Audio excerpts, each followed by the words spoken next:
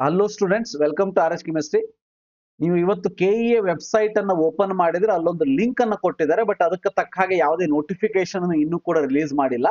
ಆ ಲಿಂಕ್ ಏನಿದೆ ಅಂತಂದ್ರೆ 2026ಕ್ಕಿಂತ ಮೊದಲು 10+2 ಅಂದ್ರೆ ಕ್ಲಾಸ್ 12 CBSE, ICSE ಮತ್ತು ಇತರ ರಾಜ್ಯ ಅಂದ್ರೆ ಅದರ್ ಸ್ಟೇಟ್ ಬೋರ್ಡ್ ಯಾರ್ಯಾರು ಎಕ್ಸಾಮ್ ಅನ್ನ ಬರೆದಿದ್ದೀರಿ ಅಂಥವ್ರು ಮಾತ್ರ ಈ ಒಂದು ಲಿಂಕ್ ಅನ್ನ ಕ್ಲಿಕ್ ಮಾಡಿ ನಿಮ್ಮ ಮಾರ್ಕ್ಸ್ ಅನ್ನ ಕ್ಲಾಸ್ 12 ಮಾರ್ಕ್ಸ್ ಅನ್ನ ಆಟೋ ಫೆಚ್ ಮಾಡ್ಕೋಬೇಕು ಅಂತ ಹೇಳಿದ್ದಾರೆ.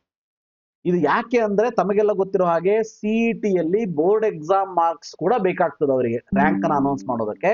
ಆ ಕಾರಣಕ್ಕೆ ನೀಡಿರುವಂತ ಲಿಂಕ್ ಇದು. ಹಾಗಾದ್ರೆ ಕ್ಲಿಯರ್ ಆಗಿ ಹೇಳ್ತೀನಿ, ಅರ್ಥ ಮಾಡ್ಕೊಳ್ಳಿ. ಈ ಲಿಂಕ್ ಯಾರಿಗೆ ಸಂಬಂಧ ಇಲ್ಲ. ಸದ್ಯ ಈ ಒಂದು ಲಿಂಕ್ ಯಾರಿಗೆ ಸಂಬಂಧ ಇಲ್ಲ, ಯಾರಿಗೆಲ್ಲ ಸಂಬಂಧ ಇಲ್ಲ ಅಂದ್ರೆ ಯಾರು ಕರ್ನಾಟಕ ಸ್ಟೇಟ್ ಬೋರ್ಡ್ ಅಲ್ಲಿ ಈ ವರ್ಷ ಓದಿದ್ದಾರೆ ಅಥವಾ ಹಿಂದಿನ ವರ್ಷ, ಅದಕ್ಕೂ ಹಿಂದಿನ ವರ್ಷ, ಒಟ್ನಲ್ಲಿ ಕರ್ನಾಟಕ ಸ್ಟೇಟ್ ಬೋರ್ಡ್ ಅಂತ ಹೇಳಿ PU ಬೋರ್ಡ್ ಅಥವಾ KSCAB ಅಲ್ಲಿ ಯಾರು ಓದಿದ್ದೀರಿ, ನೀವ್ ಯಾರೂ ಕೂಡ ಈ ಲಿಂಕ್ ಬಗ್ಗೆ ತಲೆ ಕೆಡಿಸ್ಕೊಳ್ಳೋ ಅವಶ್ಯಕತೆ ಇಲ್ಲ. ಎರಡನೇದಾಗಿ, ಯಾರು ಈ ವರ್ಷ ಫ್ರೆಷರ್ಸ್ ಆಗಿದ್ದು, ಈ ವರ್ಷ ಫ್ರೆಷರ್ಸ್ ಆಗಿದ್ದು CBSE, ICSE ಮತ್ತೆ ಅದರ್ ಸ್ಟೇಟ್ ಬೋರ್ಡ್ ಇದ್ದೀರಿ, ನೀವುಗಳು ಕೂಡ ಈ ಒಂದು ಲಿಂಕ್ ಅನ್ನ ಯೂಸ್ ಮಾಡಬೇಕು ಅಂತ ಇಲ್ಲ. ಇದು ನಾನು ಯಾವ ಬೇಸಿಸ್ ಮೇಲೆ ಹೇಳ್ತಾ ಇದ್ದೀನಿ ಅಂದ್ರೆ ಇಲ್ಲಿ ಕೊಟ್ಟಿರುವಂತ ಇನ್ಫಾರ್ಮೇಶನ್ ಬೇಸಿಸ್ ಮೇಲೆ ಹೇಳ್ತಾ ಇದ್ದೀನಿ. ಇದಕ್ಕೆ ತಕ್ಕ ಹಾಗೆ ನೋಟಿಫಿಕೇಶನ್ ಡೀಟೇಲ್ ಆಗಿ ಬರುತ್ತೆ, ಅದಕ್ಕೆ ವೇಟ್ ಮಾಡೋಣಂತೆ. ಈಗ ಸದ್ಯದ ಮಟ್ಟಿಗೆ ಈ ಲಿಂಕ್ ಯಾರಿಗೆ ಅಂದ್ರೆ ಯಾರು ಹಿಂದಿನ ವರ್ಷ 2026ಕ್ಕಿಂತ ಮುಂಚೆ ಅಂದ್ರೆ 2025, 24, 23 ಹೀಗೆ CBSE, ICSE ಬೋರ್ಡ್ ಅಲ್ಲಿ ಕಲ್ತಿದ್ದಾರೆ ಕ್ಲಾಸ್ 12 ಅನ್ನ, plus other state board Maharashtra, Kerala, Tamil Nadu, Telangana, Andhra Pradesh board ಅಲ್ಲಿ ಕಲ್ತಿದ್ದಾರೆ. ಫ್ರೆಷರ್ಸ್ ಅಲ್ಲ, ಇತರ ರಾಜ್ಯಗಳಲ್ಲಿ ಕಲ್ತಂತಹ ವಿದ್ಯಾರ್ಥಿಗಳು, ರೈಟ್? ಸೊ ಇಲ್ಲಿ ಕೊಟ್ಟಿರುವಂತ ಮೀನಿಂಗ್ ನೋಡಿದ್ರೆ ಅವರು ಕೂಡ, ಅವರಿಗೆ ರಿಸಲ್ಟ್ ಅದು ಅನೌನ್ಸ್ ಆಗಿತ್ತು ಅಂತಂದ್ರೆ ಅವರು ಕೂಡ ಇದನ್ನ ಮಾಡ್ಕೊಳ್ಬಹುದು, ಇವನ್ ಫ್ರೆಷರ್ಸ್ ಆಲ್ಸೋ. ಸೊ ಅವರು ಏನ್ ಮಾಡ್ಬೇಕು ಅಂದ್ರೆ ಈ ಲಿಂಕ್ ಅನ್ನ ಕ್ಲಿಕ್ ಮಾಡಬೇಕು. ಕ್ಲಿಕ್ ಮಾಡಿದ ಮೇಲೆ ಫಸ್ಟ್ ಆಫ್ ಆಲ್ ಯಾವ ವಿದ್ಯಾರ್ಥಿಗಳು ಅಥವಾ ಪಾಲಕರ ಒಂದು ಡಿಜಿ ಲಾಕರ್ ಅಲ್ಲಿ ಅಕೌಂಟ್ ಅನ್ನ ಕ್ರಿಯೇಟ್ ಮಾಡಿಲ್ಲ, ದಯವಿಟ್ಟು ಫಸ್ಟ್ ಆ ಕೆಲಸ ಮಾಡಿ. ಯಾಕಂದ್ರೆ ಈ ವರ್ಷ JEE ಮೇನ್ ಮಾರ್ಕ್ಸ್ ಕಾರ್ಡ್ ಕೂಡ ಅಲ್ಲೇ ಕೊಟ್ಟಿದ್ದಾರೆ. ಕರ್ನಾಟಕ ಸ್ಟೇಟ್ ಬೋರ್ಡ್ ಅಂತೂ ನಿಮ್ಗೆ ಗೊತ್ತಿದೆ, 10th ಕೂಡ ಅಲ್ಲೇ ಕೊಟ್ಟಿದ್ದಾರೆ, 12th ಕೂಡ ಅಲ್ಲೇ ಕೊಟ್ಟಿದ್ದಾರೆ. CBSE, ICSE ಅಂತೂ ಬಹಳಷ್ಟು ವರ್ಷಗಳಿಂದ ಡಿಜಿ ಲಾಕರ್ ಅಲ್ಲಿ ಕೊಡ್ತಾ ಇದ್ದಾರೆ. ಸೊ ಆ ಕಾರಣಕ್ಕೆ ನನ್ನ ರಿಕ್ವೆಸ್ಟ್ ಇಷ್ಟೇ, ನೀವು ಈ ಲಿಂಕ್ ಅನ್ನ ಯೂಸ್ ಮಾಡಿ ಮಾರ್ಕ್ಸ್ ಫೆಚ್ ಮಾಡ್ತಿರೋ ಬಿಡ್ತಿರೋ ಸೆಕೆಂಡರಿ, ಆದ್ರೆ ಎಲ್ಲ ವಿದ್ಯಾರ್ಥಿಗಳು ಕೂಡ ಫಸ್ಟ್ ಡಿಜಿ ಲಾಕರ್ ಆಪ್ ಅನ್ನ ಡೌನ್ಲೋಡ್ ಮಾಡಿಕೊಂಡು ನಿಮ್ಮ ಮೊಬೈಲ್ ಅಲ್ಲಿ, ಅದು ಹೇಗೆ ಮಾಡ್ಕೊಳ್ಬೇಕು ಅನ್ನೋದನ್ನ ಇಲ್ಲಿ ಗ್ರೀನ್ ಅಲ್ಲಿ ಕೊಟ್ಟಿದ್ದಾರೆ ನೋಡಿ, ಅದನ್ನ ಕ್ಲಿಕ್ ಮಾಡಿದ ತಕ್ಷಣ ನಿಮ್ಗೆ ಇಲ್ಲಿ ಬರ್ತದೆ. ಸೊ ಈ ರೀತಿಯಾಗಿ, ಸೊ ಅದನ್ನ ಡೌನ್ಲೋಡ್ ಮಾಡ್ಕೊಳ್ಳಿ. ಹೇಗೆ ಮಾಡಬೇಕು ಅನ್ನೋದನ್ನ ಡೀಟೇಲ್ ಅನ್ನ ಇಲ್ಲಿ ಕೊಟ್ಟಿದ್ದಾರೆ. ಸೊ ಅದನ್ನ ಕ್ಲಿಕ್ ಮಾಡಿ, ನಿಮ್ಗೆ ಗೊತ್ತಾಗಿಲ್ಲ ಅಂದ್ರೆ ಡೀಟೇಲ್ ಆಗಿ ನೋಡಿಕೊಂಡು ಅದನ್ನ ಡೌನ್ಲೋಡ್ ಮಾಡಿಕೊಂಡು ಲಾಗಿನ್ ಆಗಿ. ಸೊ ಮಕ್ಕಳ ಹೆಸರಲ್ಲಿ ಲಾಗಿನ್ ಆಗ್ತಾ ಇದ್ದಾರೆ ಅಂತಂದ್ರೆ ಆ ಮಕ್ಕಳು ಅಂದ್ರೆ ಸ್ಟೂಡೆಂಟ್ಸ್ ಗಳ ಆಧಾರ್ ಕಾರ್ಡ್ ನಂಬರ್ ಅನ್ನ ಹಾಕ್ಬಿಟ್ಟು ಪಿನ್ ಅನ್ನ ಕ್ರಿಯೇಟ್ ಮಾಡಬೇಕು. ಸೊ ಲಾಗಿನ್ ಆಗೋದು ಬಹಳ ಸಿಂಪಲ್ ಇದೆ, ಅದನ್ನ ಮಾಡಿ ರೆಡಿ ಇಟ್ಕೊಳ್ಳಿ. ಯಾಕಂದ್ರೆ ನಿಮಗೆ ಇಲ್ಲಾಗ್ಲಿ ಅಥವಾ ಮುಂದೆ ಬಹಳಷ್ಟು ಕಡೆ ಅದೇ ನಿಮಗೆ ಹೆಲ್ಪ್ ಆಗುವಂಥದ್ದು.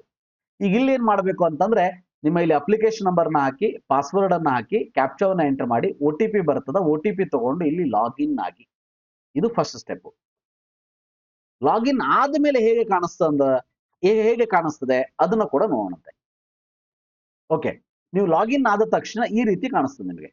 For fetching 10+2 marks through DigiLocker using Aadhaar, click here. For fetching 10+2 marks through DigiLocker using APAAR ID, click here. ನೀವು ಅಪಾರ್ ID ಥ್ರೂ ಆರು ಮಾಡಬಹುದು, ಆಧಾರ್ ಕಾರ್ಡ್ ಥ್ರೂ ಆರು ಮಾಡಬಹುದು. ಸೊ ಡಿಜಿ ಲಾಕರ್ ಥ್ರೂನೇ ಹೋಗ್ತದೆ ಎರಡೂ ಕೂಡ. ಸೊ ಫಸ್ಟ್ ಆಧಾರ್ ಅನ್ನ ಕ್ಲಿಕ್ ಮಾಡಿದಾಗ ಏನ್ ಬರ್ತದ ತೋರಿಸ್ತೀನಿ. ಅಪಾರ್ ID ಕ್ಲಿಕ್ ಮಾಡಿದಾಗ ಏನು ಬರ್ತದ ಅನ್ನೋದನ್ನು ಕೂಡ ತೋರಿಸ್ತೇನೆ. ನೀವು ಆಧಾರ್ ಆದ್ರೂ ಕ್ಲಿಕ್ ಮಾಡಿ, ಅಪಾರ್ ID ಆದ್ರೂ ಕ್ಲಿಕ್ ಮಾಡಿ, ಫಸ್ಟ್ ನಿಮಗೆ ಏನ್ ಮೆಸೇಜ್ ಬರ್ತದ ಅಂದ್ರೆ ಈ ರೀತಿ ಬರ್ತದ. By clicking proceed, I voluntarily consent to share DigiLocker authentication to fetch the details for KEA ಅಂತ ಬರ್ತದೆ. ನೀವು ಅದನ್ನ ಪ್ರೊಸೀಡ್ ಅಂತ ಕ್ಲಿಕ್ ಮಾಡಿ. ಸೊ ಗೊತ್ತಿರ್ಲಿ, ಫಸ್ಟ್ ಈ ರೀತಿ ಬರ್ತದೆ. ಆಧಾರ್ ಇರ್ಲಿ, ಅಪಾರ್ ID ಇರ್ಲಿ, ನೀವು ಯಾವ್ದಲ್ಲಿ ಕ್ಲಿಕ್ ಮಾಡಿದ್ರು ಕೂಡ ನೆಕ್ಸ್ಟ್ ಪ್ರೊಸೀಡ್ ಅಂತ ಬರ್ತದೆ, ಅದನ್ನ ಕ್ಲಿಕ್ ಮಾಡಿ. ಪ್ರೊಸೀಡ್ ಅಂತ ಕ್ಲಿಕ್ ಮಾಡಿದ ಮೇಲೆ ನಿಮಗೆ ನೆಕ್ಸ್ಟ್ ಈ ರೀತಿಯಾಗಿ ಡಿಜಿ ಲಾಕರ್ ಅಲ್ಲಿ ಕ್ಲಿಕ್ ಮಾಡಿದ್ರೆ ಈ ರೀತಿ 6 ಡಿಜಿಟ್ ಪಿನ್ ಕೇಳ್ತದೆ.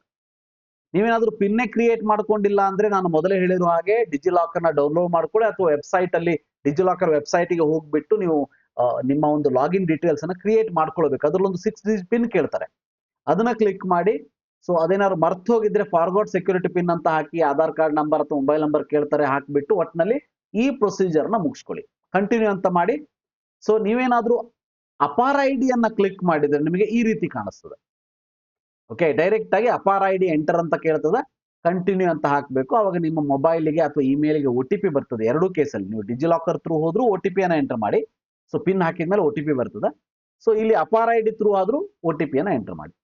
ಸೊ ಮೇ ಬಿ ಇಲ್ಲಿ ಪಿನ್ ಹಾಕಿದ್ಮೇಲೆ OTP ಕೇಳದೇ ಇರ್ಬೋದು, ಯಾಕಂದ್ರೆ ನಾನು ಓನ್ಲಿ ಅಪಾರ್ ಐಡಿ ಥ್ರೂ ಮಾಡಿದ್ದೀನಿ. ಸೊ ಎರಡು ಸಿಂಪಲ್ ಇದೆ, ಯಾವ್ದಾದ್ರೂ ಮಾಡಿ. ನಿಮ್ಮ ಹತ್ರ ಅಪಾರ್ ಐಡಿ ಇದ್ರೆ ಇದ್ರ ಥ್ರೂ ಕೂಡ ಮಾಡಬಹುದು. ಇದಾದ್ಮೇಲೆ ನೆಕ್ಸ್ಟ್ ಏನಾಗ್ತದ ಅಂತಂದ್ರೆ ಈ ರೀತಿ ಒಂದು ಪೇಜ್ ಓಪನ್ ಆಗ್ತದೆ ನಿಮಗೆ ನೋಡಿ. ಸೊ ಅಲ್ಲಿ ಏನ್ ಕೇಳ್ತದ ಅಂತಂದ್ರೆ you are sharing the following details with KEA. So ನೋಡಿ, ಇವೆಲ್ಲಾ ಡೀಟೇಲ್ಸ್ ನಿಮ್ಮ ಒಂದು ಡಿಜಿಲಾಕರ್ದಲ್ಲಿ ಇದ್ರೆ ಇವೆಲ್ಲವನ್ನ ನಾನು KEA ಅವರಿಗೆ ಶೇರ್ ಮಾಡೋದಕ್ಕೆ ಇಷ್ಟಪಡ್ತೀನಿ ಅಂತ ಹೇಳಿ ಕಂಟಿನ್ಯೂ ಅಂತ ಕ್ಲಿಕ್ ಮಾಡಿ. ನೀವು ಕಂಟಿನ್ಯೂ ಅಂತ ಕ್ಲಿಕ್ ಮಾಡಿದ ತಕ್ಷಣ ಸೊ ಏನಾಗ್ತದ ಅಂತಂದ್ರೆ ನಿಮ್ಮ ಒಂದು ಅಪಾರ್ ಐಡಿ ಥ್ರೂ ಅಥವಾ ಡಿಜಿಲಾಕರ್ ಏನು ಆಧಾರ್ ನಂಬರ್ ಥ್ರೂ ಲಾಗಿನ್ ಆಗಿರ್ತೀರಿ, ಅಂದ್ರೆ ಡಿಜಿಲಾಕರ್ ಆಧಾರ್ ನಂಬರ್ ಆ ಸೆಕ್ಯೂರಿಟಿ ಪಿನ್ ಕ್ರಿಯೇಟ್ ಮಾಡಿದ್ರಿ ಅಂದ್ರೆ ಅದಕ್ಕಿಂತ ಮುಂಚೆ ಆಧಾರ್ ನಂಬರ್ನ ಹಾಕಿನೇ ನೀವು ಮಾಡಿರ್ತೀರಿ.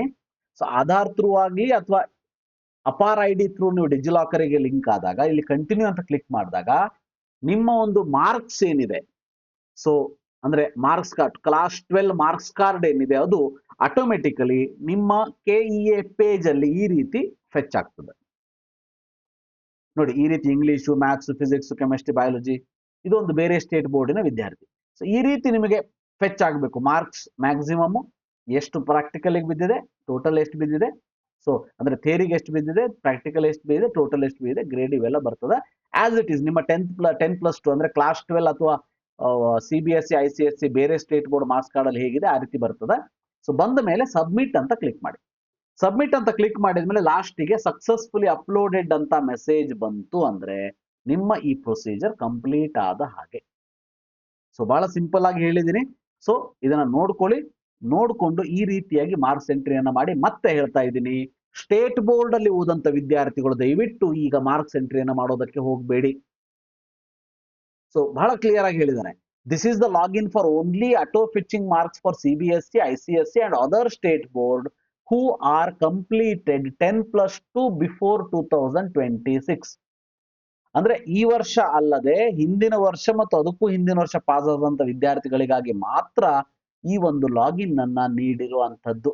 ಆದರೆ ಎಲ್ಲ ವಿದ್ಯಾರ್ಥಿಗಳು ಡಿಜಿಲಾಕರ್ದಲ್ಲಿ ನಿಮ್ಮ ಅಕೌಂಟ್ ಅನ್ನ ಕ್ರಿಯೇಟ್ ಮಾಡ್ಕೊಳ್ಳೋದನ್ನ ಮರಿಬೇಡಿ. ನೀವೇನಾದ್ರೂ ಮಾಡ್ಕೊಂಡಿಲ್ಲ ಅಂದ್ರೆ ಕ್ರಿಯೇಟ್ ಮಾಡ್ಕೊಳ್ಳಿ, ಬಹಳ ಸಿಂಪಲ್ ಪ್ರೊಸೀಜರ್ ಇದೆ. ಸೊ ಇದಿಷ್ಟು ಇವತ್ತಿನ ಒಂದು information. Thank you, have a nice day.